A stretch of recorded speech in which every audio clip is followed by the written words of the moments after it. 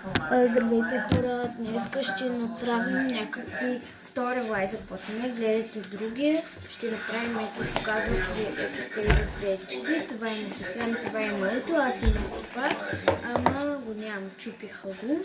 И това е ново, това е на майка ми, ама той не е вече на майка. Ще го продаваме, не знам твой слушател те ми е пуснах.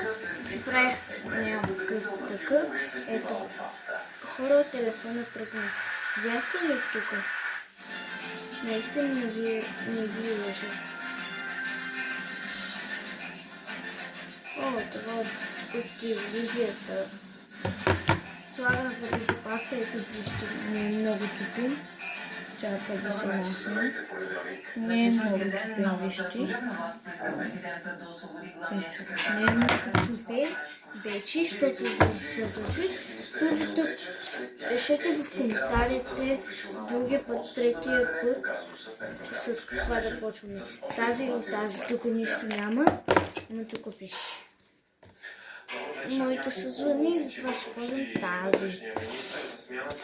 Тия се слагам, вътре няма нищо. Както виждам, ще я намеря самой утре да се слагам.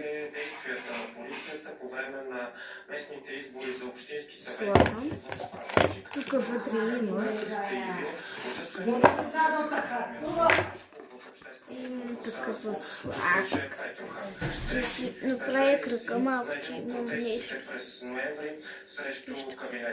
Мирослав Рашков е назначение на кабинета Желязков от август миналата година.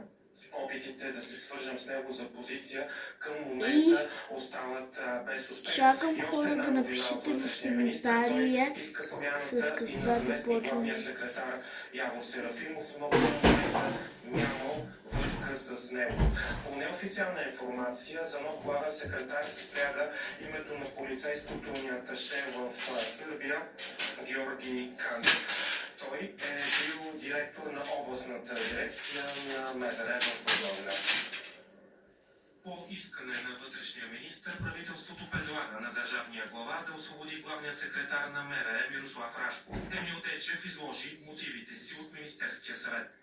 Местните избори в град Пазарджик. Лошата организация, бавната Хора, някой написа, третия лайф сега ще почваме, защото той свърши вече.